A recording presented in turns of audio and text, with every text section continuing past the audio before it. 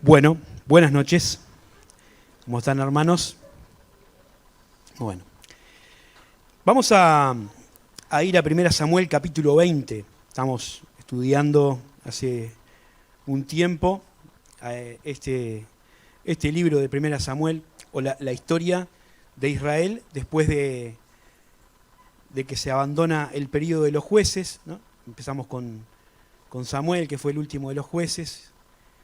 Y bueno, ya vimos un poco, o estamos viendo, porque se superponen la historia de Saúl, que fue el primer rey de Israel, el rey conforme al corazón del pueblo, ¿no? Alguien que ellos querían que fuera como tenían las demás naciones. Pero ya hace un tiempo estamos avanzando en la historia de David, que la Biblia lo define o lo describe como un hombre conforme al corazón de Dios.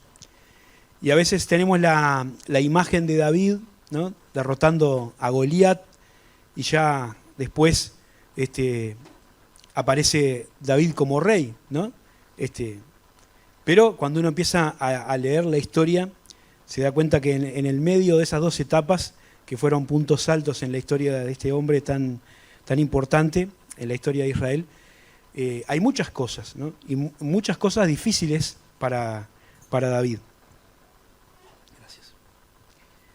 Porque si bien todo había comenzado como a pedir de boca con su repentina fama, con la victoria ante el gigante Goliat y con la aceptación del pueblo y con el aprecio que le tenía a Saúl, todo empezó a cambiar cuando su fama se hizo mayor que la de Saúl.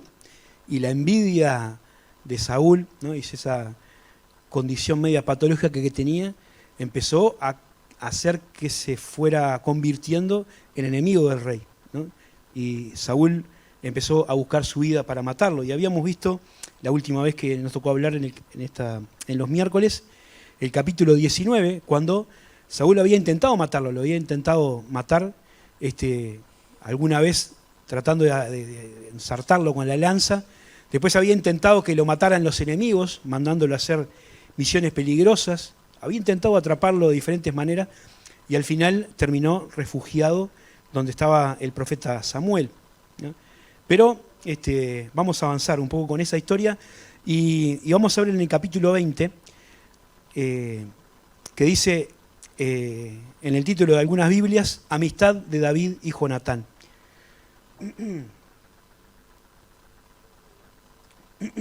Te disculpen mi garganta. Es un capítulo largo, así que lo vamos a ir leyendo por partes y viendo un poquito lo que pasó, pero sobre todo tratando de ver algunas características o algunas ventajas de una amistad sincera o de una amistad auténtica, que es esta que la Biblia nos presenta entre David y Jonatán. Y vamos a leer primero desde el versículo 1 hasta el 11. Dice, después David huyó de Naiot en Ramá, donde estaba Samuel, y vino delante de Jonatán y dijo, ¿qué he hecho yo? ¿Cuál es mi maldad o cuál es mi pecado contra tu padre para que busque mi vida? Y él le dijo, en ninguna manera, no morirás. He aquí que mi padre ninguna cosa hará, grande ni pequeña, que no me la descubra. ¿Por qué pues me ha de encubrir mi padre este asunto? No será así. Y David volvió a jurar diciendo, tu padre sabe claramente que yo he hallado gracia delante de tus ojos, y dirá, no sepa esto Jonatán, para que no se entristezca, y ciertamente vive Jehová y vive tu alma, que apenas hay un paso entre mí y la muerte. Y Jonatán dijo a David, lo que deseare tu alma haré por ti. Y David respondió a Jonatán, he aquí que mañana será luna nueva, y yo acostumbro a sentarme con el rey a comer, mas tú dejarás que me esconda en el campo hasta la tarde del tercer día. Si tu padre hiciere mención de mí, dirás, me rogó mucho que lo dejase ir corriendo a Belén, su ciudad, porque todos los de su familia celebran allá el sacrificio anual. Y si él dijere, bien está, entonces tendrá paz tu siervo, mas si se enojare, sabe que la maldad está determinada de parte. Harás pues misericordia con tu siervo, ya que has hecho entrar a tu siervo en pacto de Jehová contigo. Si hay maldad en mí, mátame tú, pues no hay necesidad de llevarme hasta tu padre. Y Jonatán dijo, nunca tal te suceda, antes bien, si yo supiese que mi padre ha determinado maldad contra ti, ¿no te lo avisaría yo? Entonces David dijo a Jonatán, ¿y quién me dará aviso si tu padre respondiere ásperamente? Y Jonatán dijo a David, ven, salgamos al campo. Y salieron al campo. Hasta ahí por ahora, para ir viendo esta primera parte donde vamos viendo un poco qué es lo que pasa, ¿no? David había estado huyendo de Saúl y había estado con Samuel un tiempo, pero era evidente que esa situación no se podía perpetuar para siempre. Así que David decide como tomar el toro por las astas y hablar directamente con Jonatán para saber cuál era la verdadera situación, qué era lo que estaba pasando realmente en el palacio real por la cabeza del rey y tratar de ver cómo podía seguir la situación. Así que él se acerca a su amigo Jonatán para preguntarle, ¿no?, estas dudas que él tenía, qué era lo que había pasado, por qué el rey buscaba su muerte, ¿no? Y bueno, qué sabía él y también qué pensaba Jonatán, ¿no?, en cuanto a esto. Y bueno, en realidad sabemos nosotros por lo que viene pasando que el problema de Saúl con David era que lo consideraba una amenaza para su reinado. Y sabemos también que tenía toda la razón, porque Dios lo había desechado a Saúl, ya delante de Dios no era el rey, y sin duda estaba muy pronto que él dejara ese lugar para que lo ocupara David. Pero Saúl se había alejado de Dios y se resistía a obedecer la voluntad de Dios, ¿no? Y bueno, estaba en esa tensión, ¿no? Intentaba atrapar a David para matarlo, no solo por su propio reinado, sino también pensando, como vamos a ver más adelante, en su dinastía, ¿no?, y en Jonatán. Saúl quería que Jonatán fuera rey después de él. Así que ese es el escenario. Jonatán sabía lo que pasaba, había asumido que la voluntad de Dios no era que él fuera rey, sino que era David, ¿no?, y lo tenía perfectamente claro.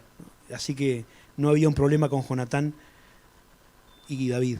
Ahora me llama la atención, ¿no?, una de estas ventajas de la amistad que encontramos acá, que es la posibilidad de tener una charla franca, una charla sincera, ¿no?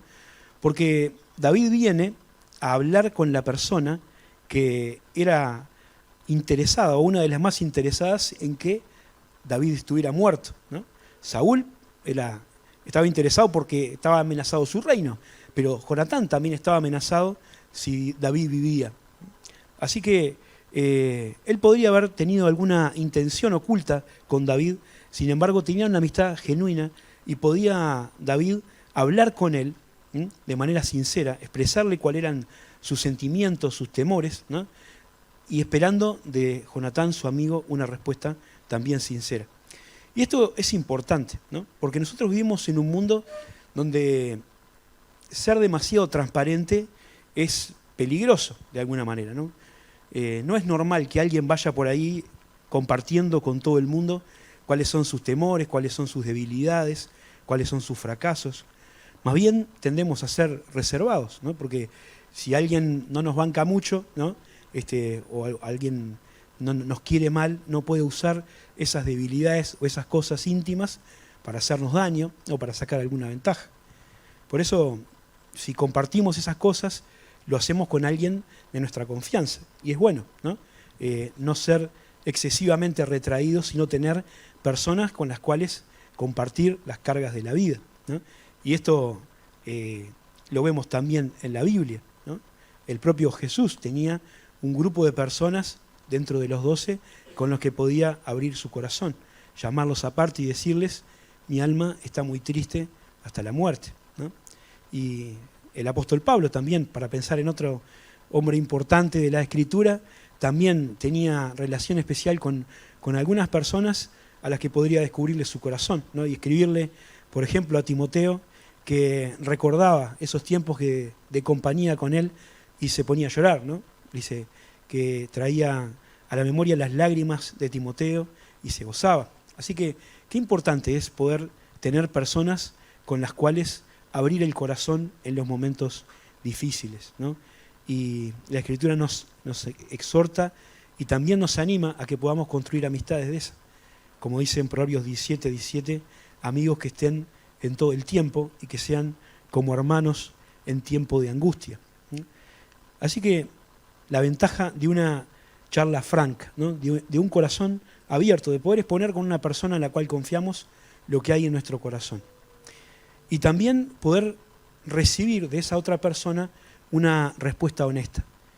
Porque la clave en todo esto acá era la confianza que David tenía con Jonatán, para preguntarle algo tan cercano a sus intereses y a su familia. No se olviden que estamos hablando del hijo de Saúl. Sin embargo, David confiaba tanto en Jonatán que no tenía miedo de preguntarle esto que lo involucraba personalmente a él. Y qué importante es tener amigos capaces de darnos una respuesta honesta, una respuesta veraz, ¿no? A veces estamos rodeados de personas, ¿no? Sobre todo a veces cuando alguien está en algún cargo de importancia o de autoridad, que le gusta dar siempre al otro para adelante, ¿no? Pasarle la mano por el lomo y decir está todo bien, ¿no? Y es fácil encontrar amigos que digan está todo bien, ¿no? O personas que ante alguna situación problemática digan, bueno, no va a pasar nada, todo va a salir bien, no te preocupes, ¿no? Como una idea esa que hay de tirar buena onda, ¿no? Con un optimismo que a veces carece de sentido. Qué bueno es cuando podemos tener amigos que nos dicen las cosas como son, ¿no? Y amigos que no se enojan cuando alguien les dice las cosas como son, porque las dos cosas son importantes, ¿no? A veces para tener amigos que nos digan las cosas como son, tenemos que saber aceptar que nos corrijan o que nos llamen la atención o que nos señalen si hay un error. Un proverbio que a mí me gusta mucho, que ya lo he mencionado otras veces, es el proverbio 27:6, que dice: fieles son las heridas del que ama, pero importunos los besos del que aborrece. Otra traducción, para los que le gusta eso, dice: más te quiere tu amigo cuando te hiere que tu enemigo cuando te besa, ¿no? Es la misma idea. La idea es que a veces las cosas difíciles son necesarias de decir. No es una forma de perjudicarte, ¿no? Decirte un error, sino al contrario, es una forma de amarte para que no te des la cabeza contra la pared. Así que tenemos la ventaja de la charla franca, la ventaja de la respuesta honesta, pero también está la ventaja de la ayuda abnegada. Porque acá, como ya le dije recién, Jonatán estaba posponiendo o postergando su propio interés al ayudar a David. Él iba a ser el beneficiario, ¿no? final si David moría. Pero sus intereses personales no estaban en primer lugar, ¿no? Él pensaba que lo más importante era el plan de Dios, ¿no? Y eso está bueno que lo tengamos claro. No era solamente que Jonatán amaba a David y lo consideraba su amigo. Jonatán sabía que el plan de Dios para el pueblo de Israel era que David fuera rey. Así que él estaba dispuesto a poner en primer lugar el plan de Dios, aunque ello significara que él no iba a ser el protagonista de la historia, ¿no? La prioridad de Jonatán no eran los planes de su padre, sino los planes de Dios. Y acá se ponen de acuerdo Jonatán y David para hacer una especie de experimento y poder testear lo que estaba en el corazón de Saúl. Iba a haber una fiesta, una celebración, donde solía acudir David y comer con el rey, y la idea era que él se iba a ausentar. Y cuando Saúl preguntara por qué no estaba, ¿no? Si se decía, bueno, no pasa nada, está todo bien, quería decir que Saúl no tenía intenciones hostiles con David, pero si se enojaba, iba a ser una muestra clara de que en realidad lo que estaba esperando era un momento oportuno para matar a David. Así que se ponen de acuerdo en eso y esperan que llegue el día de la fiesta, ¿no? Pero Jonatán nos da una lección, ¿no? En un mundo como en el que vivimos, siempre mezquino y egoísta, siempre donde uno está pensando en su posición, en su lugar, en su beneficio, ¿no? Una persona capaz de renunciar a sus propios honores o a su lugar o a sus ventajas para poner por delante a un amigo, para poner por delante el plan de Dios, ¿no? Y esto también es importante en la obra de Dios, ¿no? Que podamos ayudar a levantar a las personas que Dios levanta, ¿no? Que tengamos claro que la iglesia no es una competencia, sino una cooperación, ¿no? Donde todos trabajamos con un mismo objetivo, somos parte del mismo cuerpo, y algunos tienen una función y otros tienen otra, ¿no? Y la repercusión humana que a veces tenga un ministerio o una persona no es lo realmente trascendente, sino que el Señor mira, ¿no? Porque Él está mirando realmente el corazón de cada uno y lo que hacemos, aunque a veces no se ha visto por muchas personas y no se ha reconocido públicamente, el Señor sin duda que lo ve y lo sabrá recompensar. Seguimos con el capítulo desde el versículo 12. Dice, ¿se acuerdan que habían salido al campo seguramente para buscar un poco más de privacidad para su plan? Y dice así: entonces dijo Jonatán a David: Jehová, Dios de Israel, sea testigo. Cuando le haya preguntado a mi padre mañana a esta hora o el día tercero, si resultare bien para con David, entonces enviaré a ti para hacértelo saber. Pero si mi padre intentare hacerte mal, Jehová haga así a Jonatán y aún le añada, si no te lo hiciere saber, y te enviaré para que te vayas en paz. Y Jehová esté contigo como estuvo con mi padre. Y si yo viviere, harás conmigo misericordia de Jehová para que no muera. Y no apartarás tu misericordia de mi casa para siempre. Cuando Jehová haya cortado uno por uno los enemigos de David de la tierra, no dejes que el nombre de Jonatán sea quitado de la casa de David. Así hizo Jonatán pacto con la casa de David, diciendo: requiéralo Jehová de la mano de los enemigos de David. Y Jonatán hizo jurar a David otra vez, porque le amaba, pues le amaba como a sí mismo. Y luego dijo Jonatán: mañana es luna nueva. Tú serás echado de menos, porque tu asiento estará vacío. Entonces, pues, 3 días después, descenderás y vendrás al lugar en el que estaba escondido el día que ocurrió esto mismo, y esperarás junto a la piedra de Sel. Y yo tiraré 3 saetas hacia aquel lado, como ejercitándome al blanco. Luego enviaré al criado, diciéndole: ve, busca las saetas. Y si dijera el criado: he ahí las saetas más acá de ti, tómalas, tú vendrás, porque paz tienes y nada malo hay, vive Jehová. Mas si yo dijera al muchacho: he allí las saetas más allá de ti, vete, porque Jehová te ha enviado.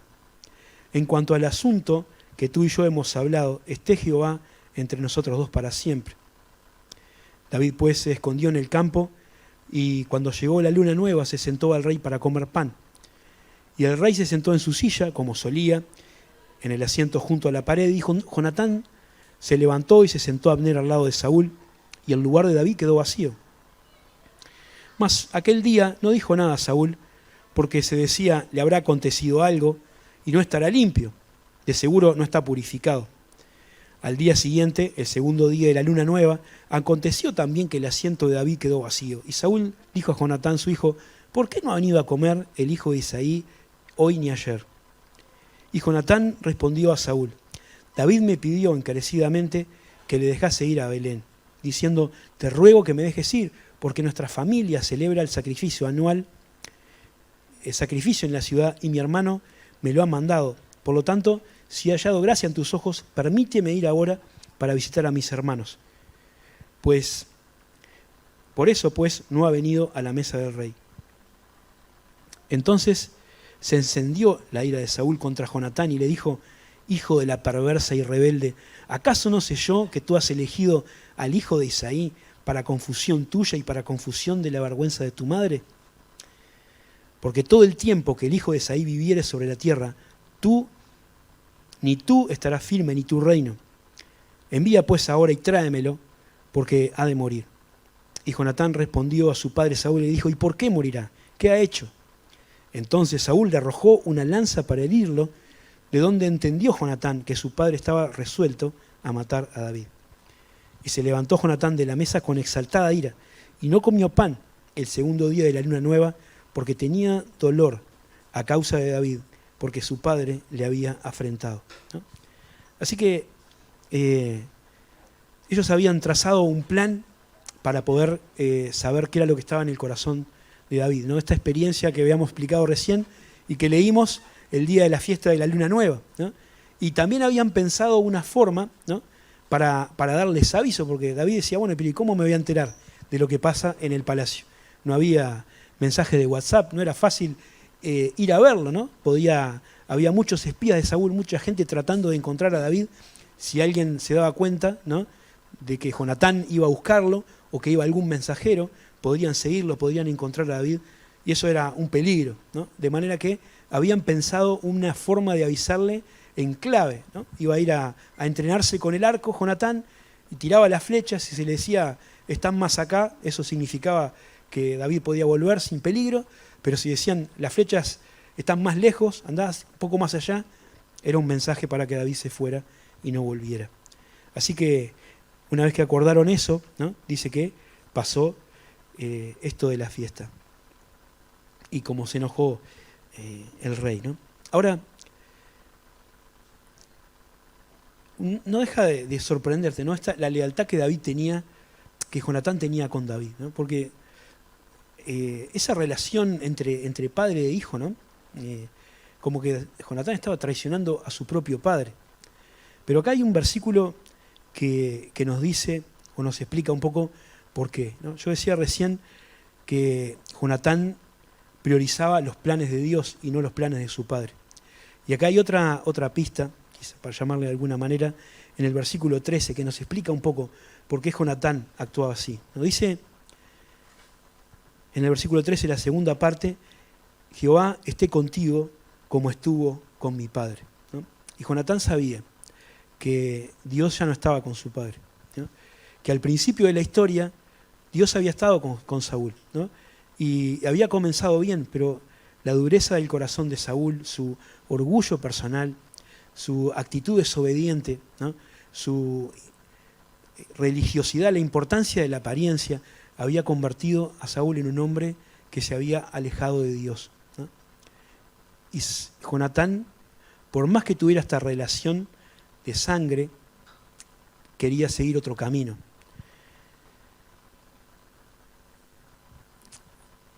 Qué importante es que nosotros tengamos esta confianza como la de Jonatán, no en las personas, sino en Dios, ¿no? Jonatán no estaba esperando lo que un gobierno le podía dar, ni el gobierno de su padre, ni el de David, ni siquiera el suyo, ¿no? Su esperanza, su confianza estaba puesta en lo que Dios podía hacer. Él ayudaba a David porque era su amigo, pero sobre todo ayudaba a David porque sabía que Dios estaba con él y quería que el plan de Dios avanzara.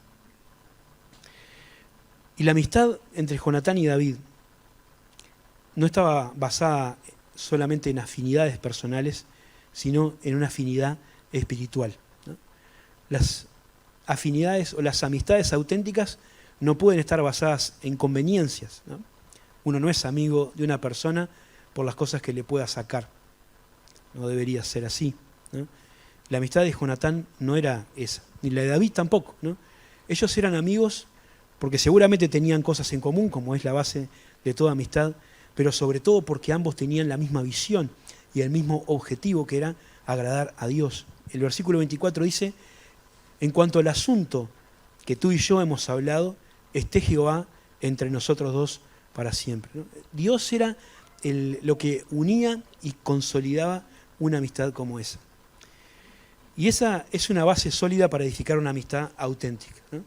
Desde que yo era chico, me acuerdo cuando era joven, siempre un tema de discusión en los campamentos era si se podía tener amigos que no fueran creyentes, ¿no? Y ahí están todas las teorías y los matices según lo que cada uno defina como amistad, ¿no? Algunos dicen, bueno, amigos, no, compañeros, un montón de cosas, ¿no? Y ahí no es un tema para entrar ahora. Sí es cierto que uno tiene que tener vínculos y relaciones con personas que no son de la iglesia, que no son creyentes, porque nuestra misión en el mundo es ser sal y luz, y para poder evangelizar a otra persona hay que tener, sin duda, un vínculo. Pero hay un grado en el que uno ya no puede compartir algunas cosas, ¿no? Y sin duda no puede tener una relación de afinidad con personas que muestran una abierta oposición a Dios y a los principios y valores que tenemos en la palabra de Dios, a los principios morales de la Biblia, ¿no? Y esa era la situación entre Jonatán y David, ¿no? No podía haber una relación íntima, por más que fueran padre e hijo, porque la mirada de Saúl era para un lado y la mirada de Jonatán iba para el otro. Y eso quedó claramente demostrado en este incidente cuando Saúl estuvo a punto de matar, o por lo menos intentó agredir a Jonatán, a su propio hijo, ¿no? Vieron cómo en ese momento Saúl estaba esperando, y bueno, el primer día no dijo nada, dijo, bueno, capaz que Saúl no pudo llegar a tiempo, no estaba purificado para participar, pero ya el segundo día no se aguantó y le preguntó, ¿no? ¿Y David?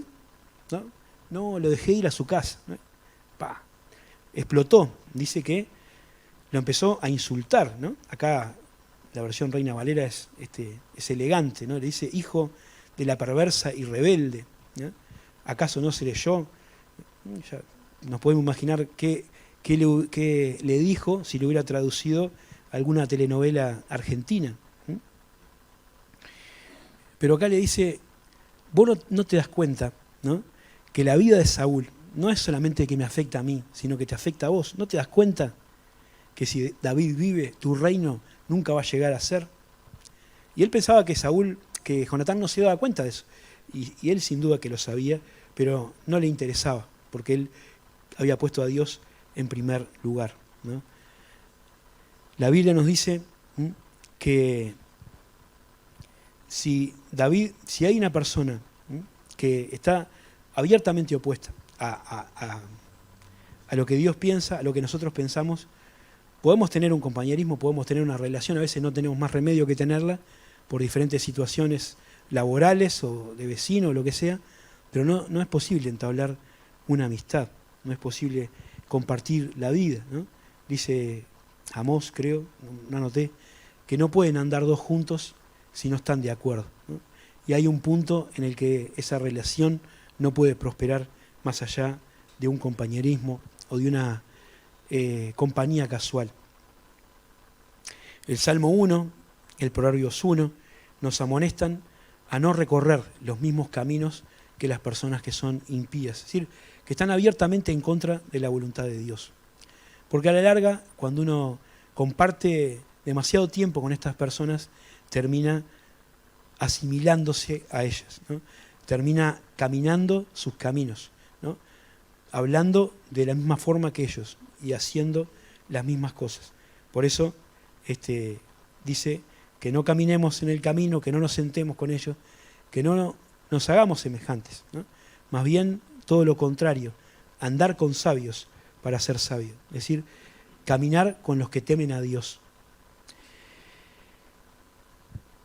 La última parte, para ir terminando, porque ya es la hora.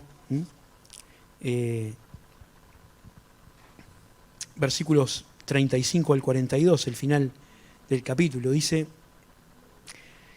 al otro día, ¿no? De mañana salió Jonatán al campo, al tiempo señalado con David, y un muchacho pequeño con él. Y dijo al muchacho, corre, busca las saetas que yo tiraré. Y cuando el muchacho iba corriendo, él tiraba la saeta de modo que pasara más allá de él. Y llegando el muchacho a donde estaba la saeta que Jonatán había tirado, Jonatán dio voces tras el muchacho diciendo, ¿no está la saeta más allá de ti? Y volvió a gritar Jonatán tras el muchacho, corre, date prisa, no pares. Y el muchacho de Jonatán recogió las saetas y vino su señor. Pero ninguna cosa entendió el muchacho, solamente Jonatán y David entendían de lo que se trataba. Luego dio Jonatán sus armas a su muchacho y le dijo, vete y llévalas a la ciudad. Y luego que el muchacho se hubo ido, se levantó David del lado del sur y se inclinó 3 veces, postrándose hasta la tierra y besándose el uno al otro, lloraron el uno con el otro, y David lloró más. Y Jonatán dijo a David, vete en paz, porque ambos hemos jurado por el nombre de Jehová, diciendo, Jehová esté entre tú y yo, entre tu descendencia y mi descendencia para siempre. Y él se levantó y se fue, y Jonatán entró a la ciudad, ¿no? Y llega este momento tan emotivo, tan fuerte de la despedida, ¿no? Como habían pactado, Jonatán le manda esa señal, tirando las flechas más lejos, ¿no? Y le dice, andate porque no hay vuelta, ¿no? El mal de parte de Saúl estaba determinado, no había manera de cambiar la cabeza de Saúl, ¿no?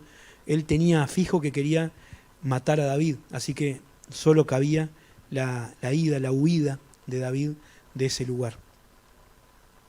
Y me impacta la empatía, ¿no? El momento de amistad entre David y Jonatán, ¿no?